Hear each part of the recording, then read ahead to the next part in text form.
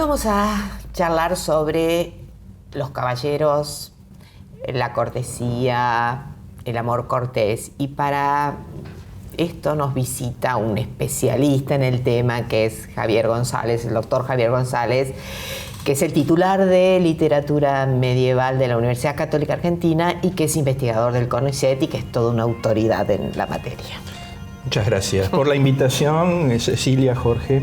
Gracias por haber venido. Es un tema para mí apasionante, así que espero tener una charla linda con ustedes sobre eso. Vamos a eso.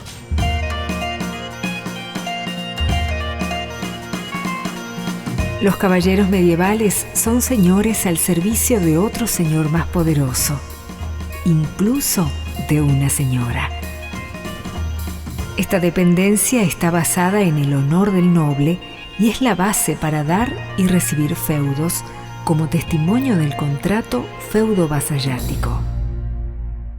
Podemos ver tres estados o tres mundos que tienen su correlación, digamos, en cuál es el fin de la sociedad medieval, que lo hemos repetido muchísimas veces, y que ayudan a cumplir ese fin, que es llegar a Dios, la vida eterna, la vida cumplida. Y dentro de esos tres estamentos nosotros tenemos el clero, el que ora por todos, por ellos y por los demás, el que trabaja para el mantenimiento de todo el resto, pero también está el que defiende, lo que tradicionalmente se llaman los velatores, aquellos que defienden en una sociedad particularmente violenta, particularmente insegura. Por lo tanto, ese grupo que defiende va a tener una enorme importancia, va a tener grandes privilegios, y hoy vamos a charlar sobre este grupo, que son los caballeros. Claro, vos hablás de velatores, ¿no? Con doble L, viene de bélico, sí, de la guerra. Vamos a ver una película bélica, y es una película de guerra. Y estos especialistas de la guerra lo vamos a ver a lo largo de toda la Edad Media como un orden, un grupo bastante privilegiado por una cuestión de nacimiento. ¿No es cierto? La iglesia no se nace eclesiástico, pero sí se nace trabajador o laborator. Y pertenecer a este sector, vamos a ver que tiene la edificación de todo un complejo sistema de señales, de interpretación, de marcas, de pertenencia y, por supuesto, poder.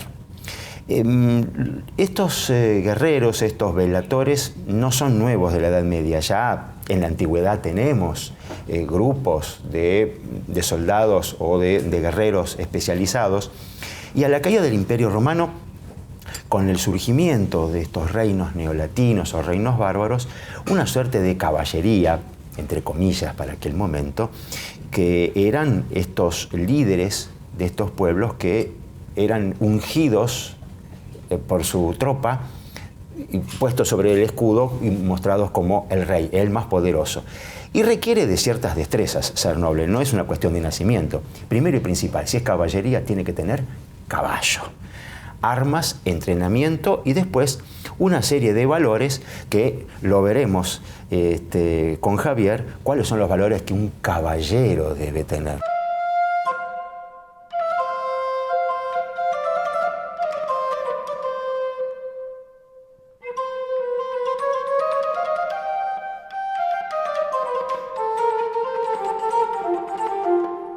Las raíces de la caballería vienen desde los orígenes mismos de la Edad Media, con esas viejas tribus germánicas que se asentaron en Europa. Pero un momento muy importante en la fijación de los valores caballerescos es el llamado Renacimiento carolingio, digamos. Porque siglo IX. En el siglo IX allí ya se empieza a, digamos así, sofisticar un poco esa vieja nobleza bárbara. Y luego, entre el primer Renacimiento y el segundo Renacimiento, que sería el del siglo XII, antes de llegar al tercero, que es el del siglo XV, que es el que nosotros solemos llamar Renacimiento a secas. Y con mayúsculas. Y con mayúsculas, y está mal, porque son tres renacimientos, claro, que hubo en Occidente, ¿no? Y medievales. ¿No? En ese periodo es cuando se termina de configurar, ¿no? Ese etos caballeresco donde intervienen elementos insospechados en las épocas seminales, ¿no? de aquellas tribus viejas.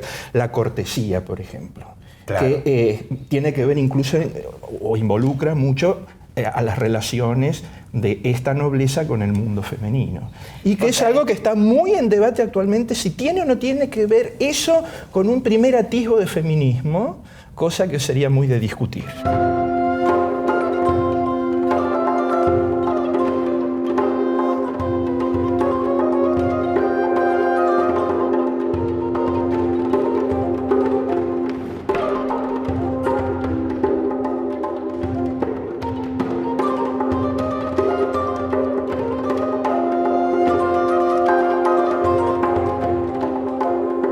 ¿Por qué se realiza eso? Porque estos caballeros viven en un mundo cerrado, en un mundo en contacto entre ellos, en una pequeña corte, porque, bueno, podrá haber quienes están con señores más poderosos o quienes están con señores menos poderosos, tienen sus propias reglas y evidentemente ahí se desarrolla una forma de vida masculina, y con una cierta, digamos, mirada hacia lo femenino, en algún caso como inalcanzable, otro caso no, y que sería de discutir si eso es simplemente digamos, qué lugar se le daba a la mujer dentro de este mundo, que era un mundo absolutamente masculino. Claro, la mujer no va a la batalla. Entonces, o en general, la mujer no va a la batalla, por tanto, no va a participar de esta suerte de juego de pesos y contrapesos entre el poderoso y el no poderoso, o el más poderoso dentro del mundo caballeresco.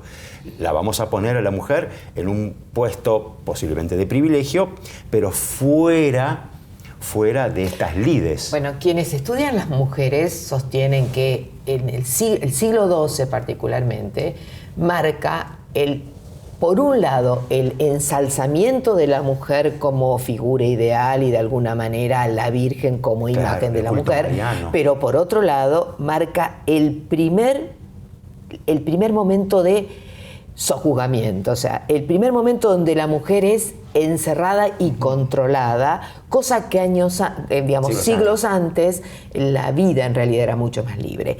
Y este control se acrecentaría a partir del XV y se terminaría de desarrollar en el XIX, obviamente, claro. ¿No? Pero el XII sería como una contradicción, la dama del caballero, pero una dama inalcanzable y encerrada.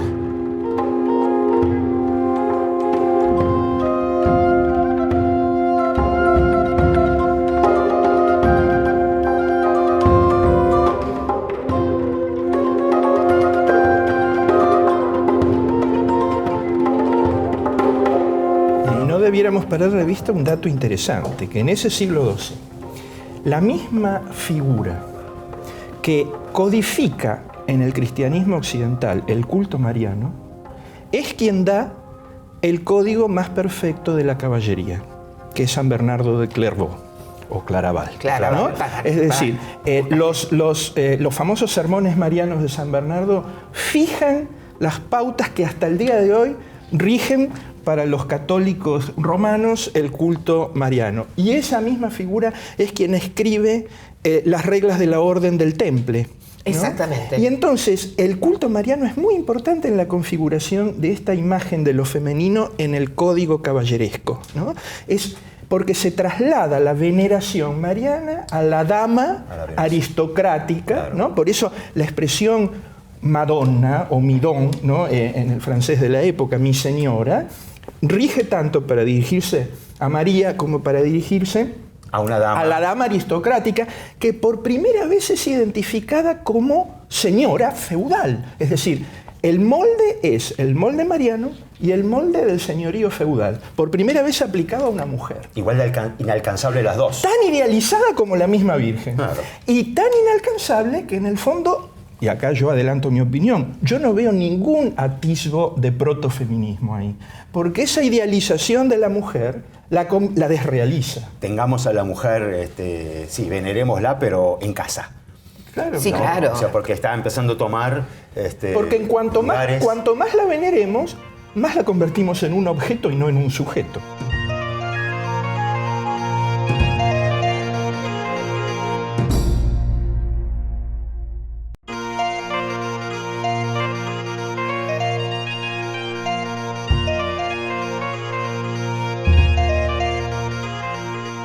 El amor cortés es una manera elegante de sublimar relaciones imposibles entre hombres y mujeres usualmente casadas.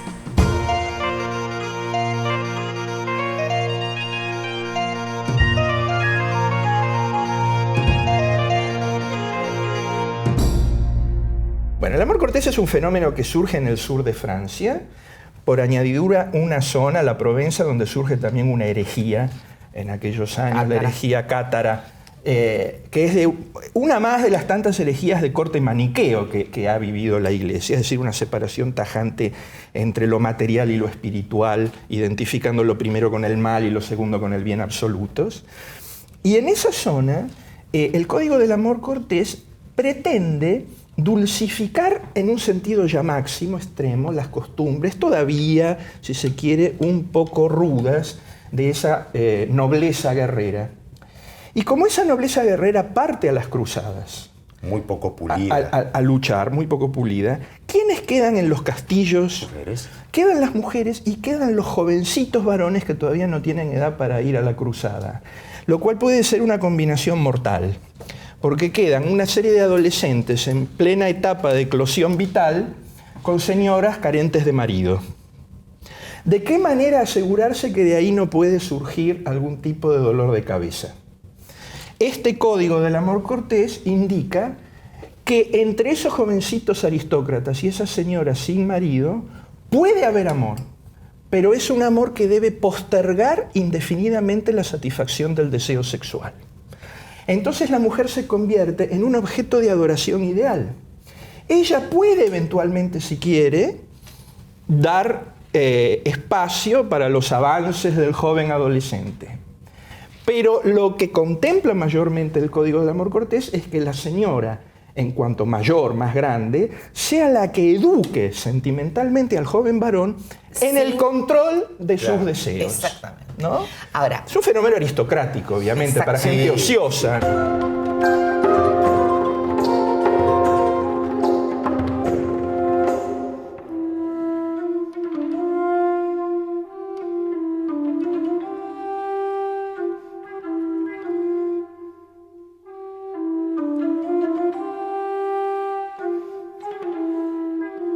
el caballero que nosotros dijimos, ese caballero armado que va a caballo y que tiene una vitalidad guerrera impresionante, va a llegar un momento que se lo va a tener que encauzar, porque no pueden pelear permanentemente todo el tiempo. Una de esas formas pueden ser los torneos, digamos. Los torneos eran una especie de justas deportivas entre ellos, donde en un primer momento el que vencía tomaba al otro prisionero y después pedía el rescate. Y luego, digamos, ya más, porque aquí interviene la Iglesia. Entonces, la Iglesia, ¿qué es lo que pretende? Que no se llegue a esto. Entonces, empieza a haber esas famosas treguas de paz o treguas de Dios. Pedirles que en la Cuaresma y en el Adviento no peleen, que entre creo que es el jueves a la noche al domingo no peleen. Entonces, todo eso va organizando una sociedad de una enorme vitalidad guerrera, de una enorme vitalidad y de contención agresiva. De la violencia. De administración de la violencia. Del pillaje señorial, porque estos señores, estos nobles, poderosos y armados, pueden ser realmente devastadores en los caminos. Porque además me parece que también tenemos que jugar con un imaginario que nosotros tenemos. Ese imaginario que nosotros tenemos proviene generalmente de la literatura y es plasmado por caballeros nobles, millones de libros, de novelas, de películas, de series, de lo que sea. Entonces, tenemos que poner el contexto histórico y literario de todo esto, en un mundo de disputas, en un mundo donde el caballero es un privilegiado y tiene una función dentro de la sociedad que es la defensa.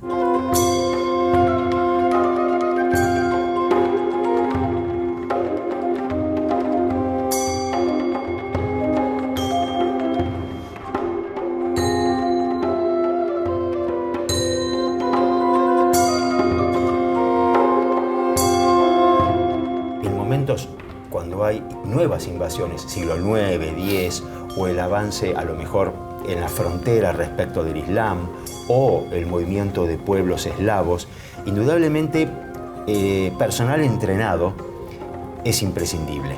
Ahora, no siempre este personal entrenado en la batalla está ocupado en la batalla, o sea, puertas afuera, y entonces vuelca su violencia, sus apetencias y su pillaje puertas adentro de la sociedad, con lo cual la Iglesia muchas veces se ve perjudicada o se pone como protectora del desvalido y tiene que controlar. Pero el caballero tenía que, dentro de sus votos, tenía que ser proteger al clérigo, a la viuda, a los niños, al desprotegido, al pobre. Sí. O sea, tenía una función social, y a mí me parece que el encauzamiento mayor de esto lo da la Iglesia con las cruzadas, o sea, ya sea las cruzadas a Tierra Santa, o la Reconquista Española como cruzada, o la cruzada hacia el norte, digamos. O después, ya que hablabas, contra las herejías. Contra los albigenses, los cátaros, en el sur de Francia. Entonces, hay una violencia encauzada oficial. Está bien que en eso ejerzas la fuerza. Ahora, contra el desvalido no, o constantemente en reyertas señoriales, esto puede poner en movimiento y sacudiendo toda una estructura política de por sí endeble.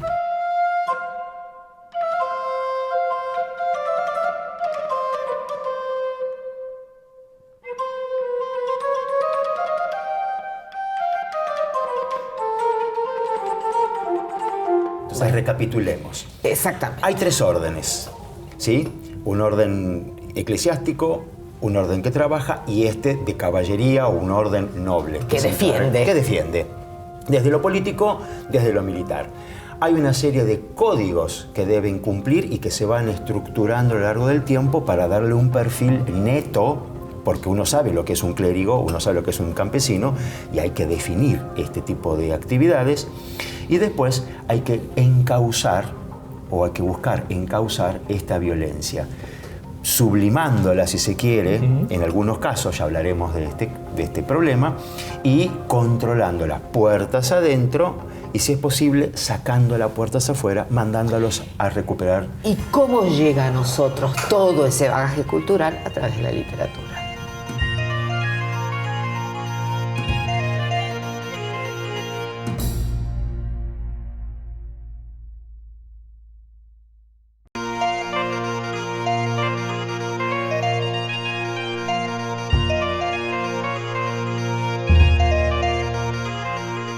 ¿Qué condiciones y rituales debe desarrollar un hombre para ser un caballero?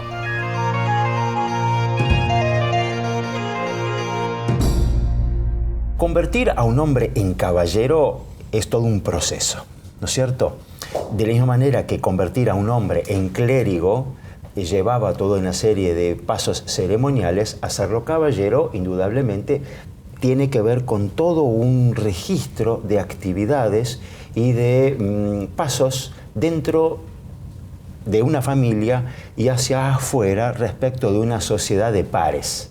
O sea, por supuesto, todo este ceremonial no se va a realizar de cara al pueblo. Esto es una cuestión puertas adentro de un sistema cortesano. De un sistema cortesano, por supuesto, donde los gestos, como en toda la Edad Media, son primordiales. Las cosas que se otorgan, las cosas que se dan, las armas que se reciben, las partes de la armadura y todo ese tipo de ceremonias que un joven realiza su paso, su ceremonia de paso de ser un juven para transformarse en un caballero novel. Y lo que es importante es que en general esta educación caballeresca no se da en su casa y con su familia, sino se da en general con alguien de una entidad superior y con un conjunto de pares. Otro caballero, o sea, sí. Con otros caballeros y en contacto con un grupo que se educa para eso. Sí. Y donde en realidad esta ceremonia de investidura tiene su sacralidad, o sea, tiene su parte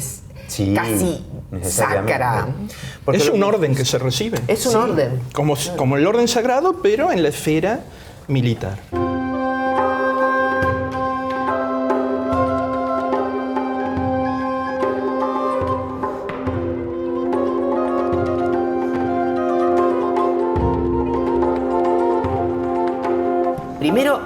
que ver, el caballo era carísimo, no era un caballo árabe, era un caballo normal, era un caballo de guerra, era un caballo muy fuerte que tenía que soportar sobre él un peso, no solamente el peso del caballero con su armadura, sino también la protección que se le ponía al propio caballo. Luego, la armadura, las armas, el yelmo, o sea, toda la cota de malla, toda la que era la vestidura caballeresca. Y eso se entregaba, pero previamente previo a ser armado caballero, por ejemplo, había toda una noche de vela. De vela, velando las armas. Velando las armas, pero además encomendándolas a Dios.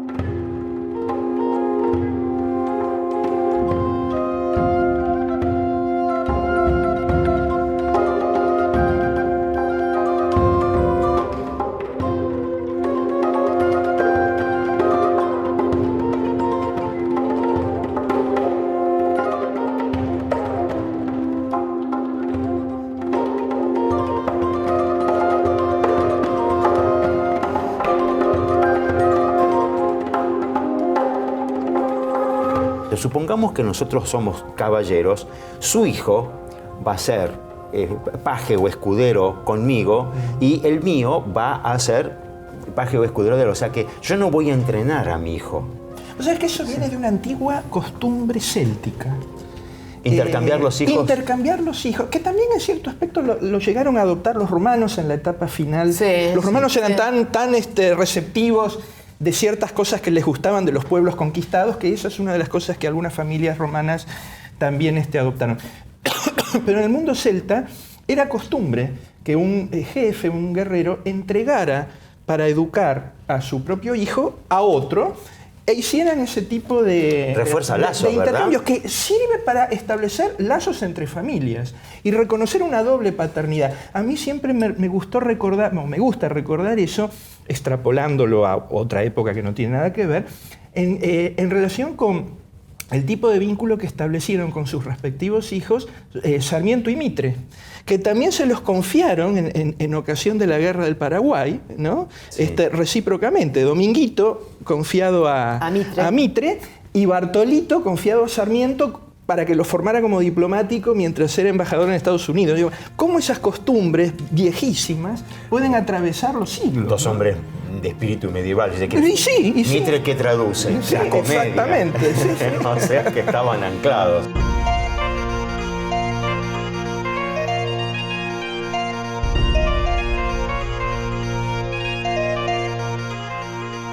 En el medioevo, las nuevas maneras de narrar de los juglares y los bardos entusiasmaron a las multitudes. Los trovadores iban de pueblo en pueblo y de corte en corte, llevando historias que hacían suspirar y que inspiraban a la juventud. Estos eventos eran muy importantes para la cultura local. La gente acudía a escucharlos y usualmente se agrandaban los sucesos a favor del héroe, sobre todo si era local. Fue así como la literatura medieval creó y revitalizó una serie de géneros que luego se transformarían en los actuales modos narrativos: la novela, el cuento y la poesía. El juglar transmitía todo tipo de noticias, de batallas, coronaciones, bodas, guerras o muerte de reyes y señores. Los cantares de gesta y el romancero narraban los acontecimientos oralmente y luego pasaban a la escritura para su conservación y repetición. Muchas de estas historias surgieron a partir de hechos históricos y de personajes reales, como Rodrigo Díaz de Vivar, conocido como el Cid Campeador, o San Luis IX de Francia, el Ciclo Carolingio, Roldán, Roncesvalles o la mismísima Juana de Arco. El rey Arturo y sus nobles caballeros representan al monarca y a la corte ideal, tanto en la guerra como en la paz. Sus historias pertenecen al folclore y a la literatura bretona. Un claro ejemplo del amor cortés, tópico de la literatura medieval, es el ciclo bretón, donde se cuentan las proezas en el combate y los romances de Lanzarote y Ginebra y Tristán e Isolda. La legendaria historia de amor de Eloísa y Abelardo también inspiró a numerosos autores medievales y románticos. El héroe verdadero o ficticio tenía una serie de tareas esforzadas a cumplir, siempre amparadas en la valentía, el arrojo, la honestidad y fundamentalmente el honor, por lo que habitualmente era de origen noble. La heroína era virtuosa, sabia, generosa, bella, piadosa y lejana respecto del paladín que la festejaba, porque la consumación del amor mancillaría esta relación utópica e irrealizable. En algunos casos debía ser astuta para doblegar las circunstancias comprometidas a la que se veía sometida, como la princesa Yeresade frente al sultán de las 1001 noches. Indudablemente hay una pareja que se lleva todas las menciones y que es sinónimo de amantes medievales. Hablamos de la obra de William Shakespeare y la historia de amor entre Romeo y Julieta en la Verona medieval. No importa si su balcón está vacío, nuestro corazón lo puebla de ilusiones.